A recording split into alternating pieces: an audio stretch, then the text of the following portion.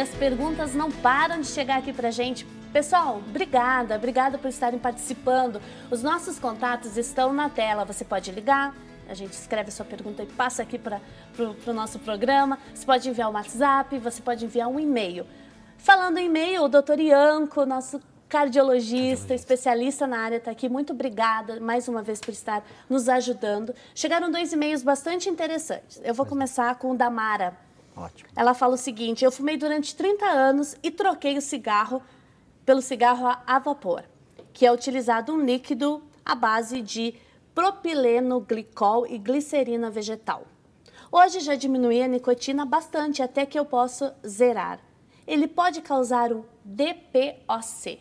Bom, vamos lá. O que é o DPOC? A DPOC é a doença pulmonar obstrutiva crônica, que é uma doença muito comum e que acomete grande parte dos fumantes. Não só os fumantes, mas os fumantes têm uma grande probabilidade de adquirir essa doença pulmonar muito crítica e muito grave.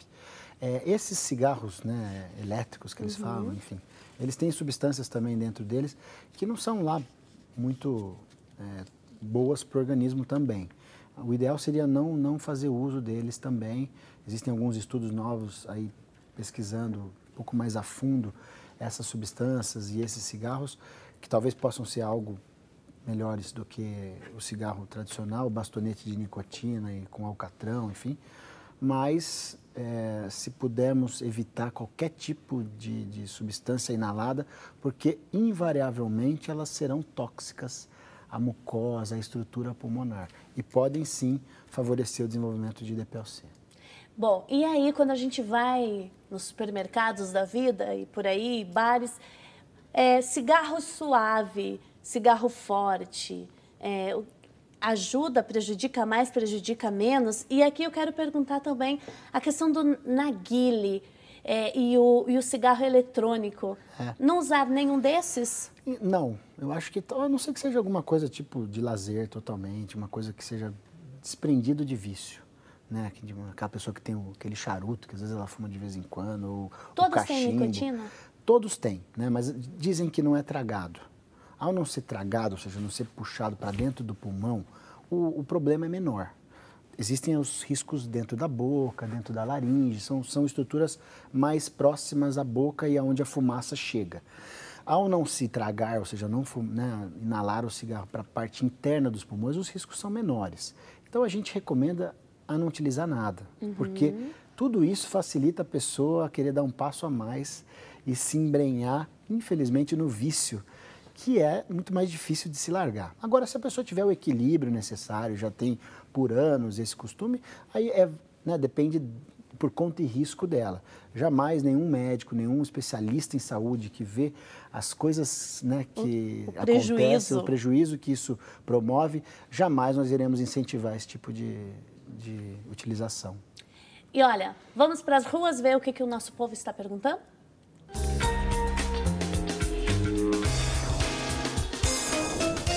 Meu nome é Tatiana e eu tenho uma dúvida. As gestantes que fumam, elas podem prejudicar o bebê? Muito bem. Olha, agora vai dar um bloco só com essa questão, porque eu também tenho outras aqui. Vamos começar com a dela. Prejudica o bebê? Não tenha dúvida. Não tenha dúvida. Por quê? As substâncias do cigarro, elas ultrapassam toda e qualquer barreira que existe, inclusive a barreira placentária. Então, por quê? Porque ela é altamente miscível, ela se mistura muito ao sangue. Então, ela se mistura ao sangue como se fosse o sangue do bebê. Num primeiro momento, ele tem uma mistura completa com o da mãe. Enfim, Sim. A gente sabe disso. Então, é óbvio que passa, atravessa a barreira placentária e causa, sim, muito mal ao bebê. Não tenho dúvida. Mães que fumam, mulheres, desculpa, que fumam há muito tempo e, de repente, querem fazer um planejamento para engravidar, para ter seu primeiro filho. Com quanto tempo de antecedência essa mulher vai precisar parar de fumar e se vai ter alguma alteração no organismo dela? Olha, ela vai melhorar e aí ela pode ter o filho. Como é isso? Então, o tempo é muito complexo. Na medicina a gente não tem muito essa condição de tempo explícito, mas se ela conseguir parar com uns 2, 3 meses antes, já vai ser excelente. Se ela conseguir parar 1 mês antes, já é muito bom. Se ela parar 1 dia antes, já é excelente. Por quê? Porque ela não vai ter aquela substância naquele momento que ela faz a inalação, aquilo passa pelos bronquíolos, vai para os vasos pulmonares que são intimamente ligados, atravessa para a corrente sanguínea e já passa para a placenta para o bebê. E passando para o bebê, doutor, Então, que doenças essa criança pode ter? Todos os problemas que o cigarro vai causar. O bebê, na verdade, é uma fonte inesgotável de saúde, né? Então, assim, o organismo de um bebezinho é tudo que, né, Deus criou e que tem tudo de perfeito e mais perfeito. Então, existem muitas proteções, enfim. E, assim, mas os problemas maiores podem ter problemas que vão desencadear posteriormente alguns problemas pulmonares que podem estar ali, né, dados pela parte, né, da gravidez, até o próprio vício. Existe sim essa condição, sem dúvida, sem dúvida. Uma condição de abstinência, maior irritabilidade. E aí, devagarzinho, eu volto a dizer, como o bebê é uma fonte inesgotável de saúde, ele vai se controlando, como a mãe provavelmente, né, óbvio que não vai dar um cigarro para o bebê, mas o fato, às vezes, de estar fumando próximo, se ela não conseguiu parar na gravidez, o bebê nascendo e ela fumando próximo, também essa fumaça acaba deixando o bebê ainda mais viciado, entre aspas. Enfim, é complexo, é muito complexo, é triste, né? Porque é um ser humano que não tem como se defender, né? E está sendo obrigado a ingerir com aquilo. E a, né, fazer uso de substâncias altamente tóxicas e prejudiciais. Ou seja, papais, se a mamãe não fuma e nem pode, quem dirá o pai que está num convívio com a criança, né? Sem dúvida. Porque fica na barba, fica no corpo. Sem dúvida.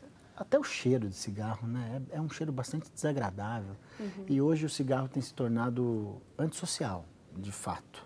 Né? Há alguns anos atrás, enfim, há 15 anos, 10 anos atrás, ainda era social, então as pessoas ainda fumavam em estabelecimentos. Hoje, literalmente, as pessoas se sentem excluídos e marginalizados da sociedade por conta dessa condição de ser fumante. Quando ela retorna ao convívio, aquele cheiro chega a, né, a desagradar quase todo mundo. Enfim. Doutora, a Tereza Cristina de Petrópolis, Rio de Janeiro, pergunta o seguinte: nós que moramos em grandes cidades com muita poluição, poluição de veículos, ela seria pior que esse mal-estar e essa poluição do cigarro? Então, o cigarro, né, ele tem, além do monóxido de carbono, que é essa substância que tem aí nos carros, enfim, que é muito tóxica, a gente não pode negar, é altamente tóxico. O monóxido de carbono seria o responsável por grande parte desses problemas, sim. Até aí ela tem uma certa razão, mas as outras 3.999 substâncias não tem no que é, né, produzido com a combustão dos veículos. Então, enfim, nicotina, alcatrão, chumbo, arsênio, são inúmeras. Se a gente fosse falar só substâncias, o programa acabaria e nós não terminaríamos. Enfim. O cigarro é o vilão, né? É muito pior, né? Pode ter certeza disso. A Giana, de Bambuí, Minas Gerais, ela gostaria de saber... O senhor já falou sobre, mas se o cigarro pode causar câncer na boca. Sim. A própria temperatura do cigarro, além das substâncias altamente cancerígenas mesmo, por causarem, né, apoptose, mudanças graves na configuração do DNA das células, e essas células não sendo protegidas pelo nosso sistema imunológico, ou seja, não sendo aniquiladas pelo nosso sistema imunológico, elas progridem, se reproduzem ou se multiplicam, o câncer está formado. Uma vez formado, o câncer de boca é um câncer epidermoide, geralmente do tecido epitelial, e ele é muito grave. Às vezes existem, né, necessidade de ressecções muito amplas. A gente chega a falar como carectomia mesmo. Tem pessoas que têm que arrancar pedaços, tirar pedaços do rosto em decorrência de um câncer epidermoide, que é muito grave. Que o cigarro pode provocar? Muitas vezes. A maior causa dos cânceres epidermoides é o cigarro. Nossa, gente, olha, vocês que estão em casa, obrigado por estarem enviando as questões. Escreve pra gente, conta se você já passou por alguma situação constrangedora, chata, envolvendo cigarro, se tem algum familiar seu que fuma e o que está acontecendo aí na sua casa. Doutor, a Solange disse que a mãe dela teve pressão pulmonar. No entanto, a mãe nunca fumou. Quem fumava era o pai. O fato de ser um dependente passivo pode ter causado essa pressão? Então, a hipertensão pulmonar, provavelmente é isso, né? Ela quer dizer a hipertensão pulmonar. Okay. A hipertensão pulmonar tem várias causas. Uma delas, muitas vezes, são as tromboses pulmonares, que às vezes a gente tem algumas tromboses que a gente chama de tromboses pulmonares crônicas ou tromboembolismos pulmonares crônicos, a gente chama, abreviando de TEPs crônicos. O cigarro, nesse caso, talvez eu não consiga fechar alguma analogia, a não ser que fosse uma fumante passiva muito potente, muito forte mesmo, com uma quantidade muito inalada, aonde teve, sim, talvez aquele enrijecimento que eu comentei, do pulmão chegar a ficar enrijecido ou perder a sua elasticidade, que talvez pode favorecer a essa hipertensão pulmonar.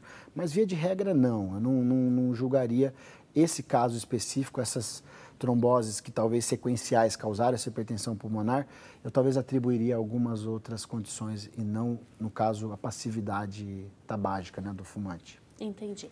O Francisco Estrela falou o seguinte: minha mãe fumou 60 anos, muito tempo.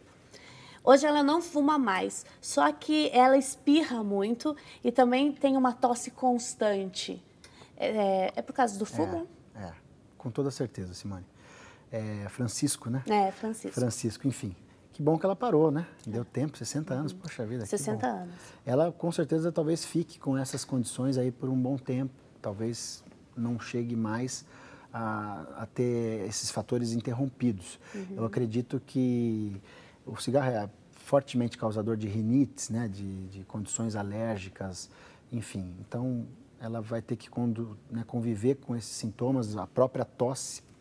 É também decorrência do cigarro, muitas vezes, ele causa irritações e lesões no epitélio pulmonar que muitas vezes, às vezes não conseguem se recuperar totalmente. Superar. Enfim, não se recupera de uma maneira plena, né?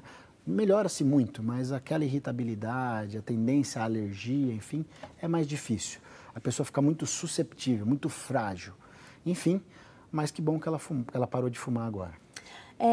Faz 1 ano que parei de fumar e quando eu acordo, a minha língua está grossa e com ardência. O que significa isso? Eu não consegui identificar o nome da pessoa, mas obrigada pelo e-mail. Eu não consigo visualizar alguma condição de relação. O cigarro, após um ano, não teria que acontecer, né, essa condição. Tem que ver se não tem algo a mais, talvez fazer uma boa investigação na sua saúde, fazer alguns outros exames. Às vezes problemas de tireoide podem causar esses sintomas, problemas hepáticos. Às vezes pode ter algum tipo de aperto dormindo, que pode fazer com que, às vezes, a língua também fique algo mais aumentada, enfim, ardendo, enfim.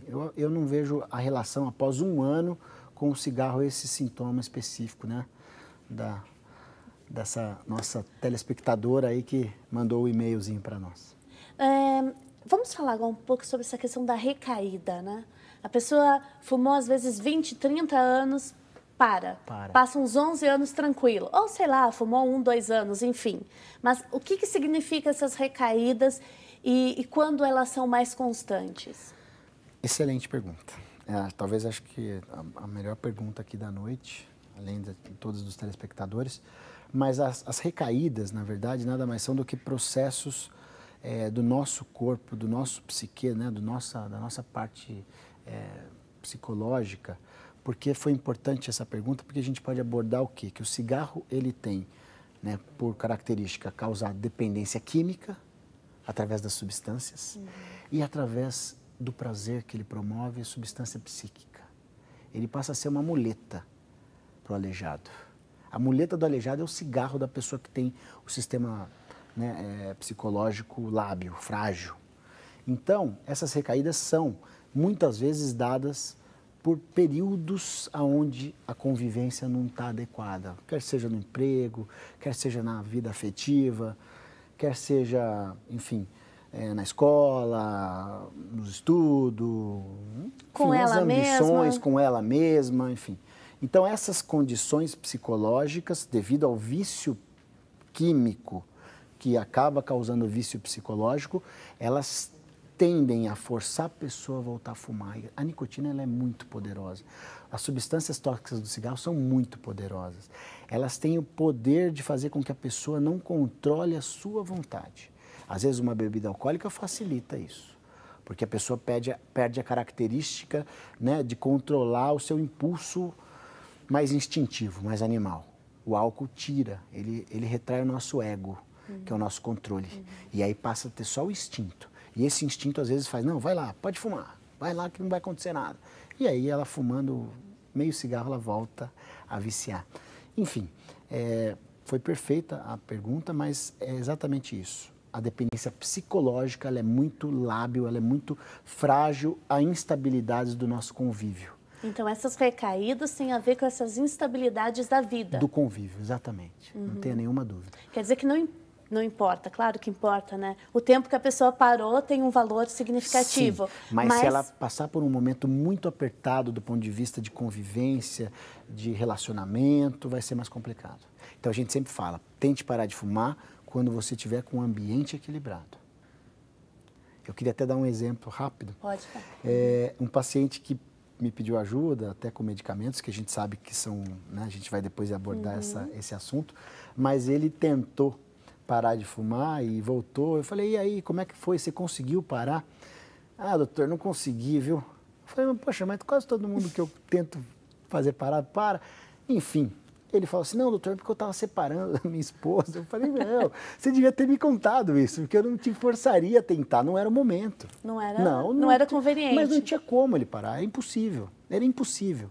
Porque ele se escorava no cigarro a hora que vinha aquela tristeza da separação. Não tinha jeito. Se ele me avisasse isso, eu ia falar, não, então você separa, fica bem, volta aqui que a gente vai fazer, depois te ajudar a parar. Então a pessoa precisa estar numa situação mais equilibrada. Precisa estar bem, senão não tem como, é difícil. Mas como é que eu identifico?